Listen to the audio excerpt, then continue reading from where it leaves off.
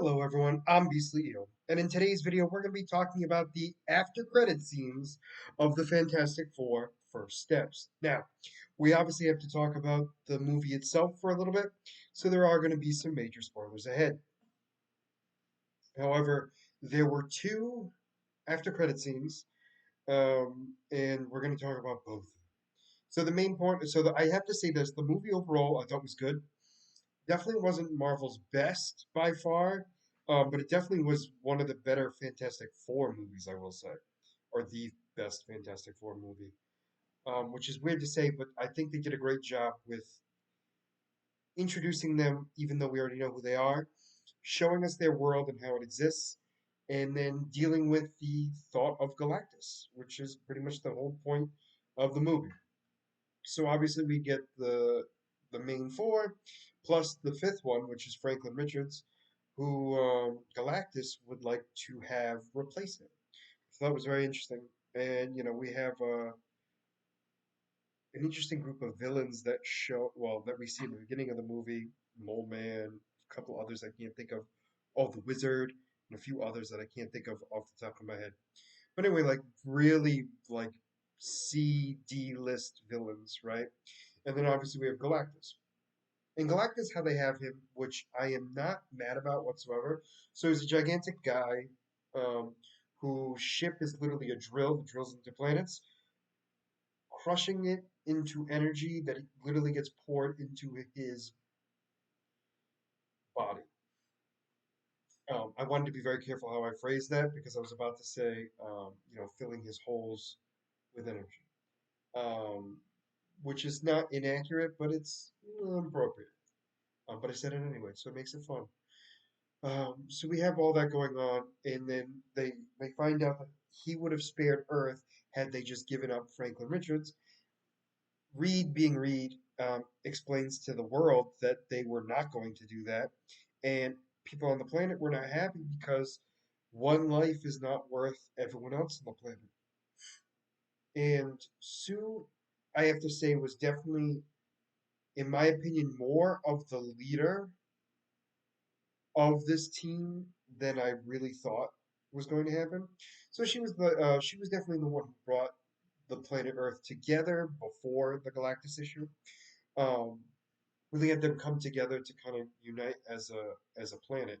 But then we also had her like really get them to be convinced like we're going to stand with you to the end, but I'm not going to sacrifice my child for this. I'm not going to sacrifice my child for the world, and I'm not sacrificing the world for my child. I'm going to do what I can to get both. So the idea is they're going to teleport Galactus off planet to somewhere far, far, far away. So they create all these bridges. So originally the idea was they were going to use the bridges to teleport the entire planet to a whole nother area. However, that didn't work. So then the second plan, backup plan, was to get Galactus to fall into one of the bridges and get teleported to another part of the galaxy without a ship. So we have that happening. Then we see them trying to defeat Galactus, and they're getting smacked around like nobody's business. However, Sue Storm, on the other hand, not Sue Storm. No, I'm right. Sue Storm literally uses her light manipulating abilities, force field creating abilities, however you want to express it. She uses it and forces Galactus into the portal, pushing him into it. Uh, they get him in there. She passes out and, in fact, dies. And then the Silver Surfer comes to help and knocks Galactus into the portal to keep him in there. And he gets teleported out of there. So everyone's now crying because Sue Storm is dead. Franklin lays on top of his mother, starts crying, and brings her back to life. So a couple of things I do want to say here is one, obviously they're showing Franklin Richards being very powerful, which he is, no question there. One of the big things I have to say is there's anytime they show Franklin as the baby, the CGI is very obvious. Not so horrendous that it's bad, but it's noticeable. I'll say it that way. And then when they're in zero gravity, the CGI gets wonky a little bit too. But that being said, when it comes to their powers, the CGI was on point, which I find very interesting. But I digress. So overall, the Fantastic Four wins. Sue gets brought back to life, and they're now trying to deal with life and waiting for basically Galactus to try to come back again. But they're not just going to sit there and do nothing. They're probably going to come up with some contingency plans. Um, However, the first after credit scene, which is really the only one, we'll discuss the second one really quickly after this. So the episode, so this little section is Sue is reading to Franklin, and she wants to read him a book. We also find out how smart he is by reading, because he was reading Darwin's um, Evolution, um, and then obviously he wants to read something, excuse me, more fun. So the idea is she goes to get that, but she feels a presence um, in the room, and she's getting ready to destroy whoever it is because it's going to be near her son. And we see none other than Victor Von Doom knelt before Franklin Richards without his mask. Now we don't get to see his face, obviously.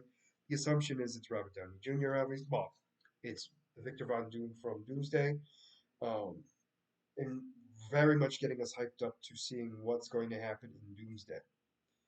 The second after credit scene was just the 60s intro, or their version of the 60s intro to the animated cartoon, The Fantastic Four, which I thought was kind of funny and a great way to kind of end and also troll the entire cast.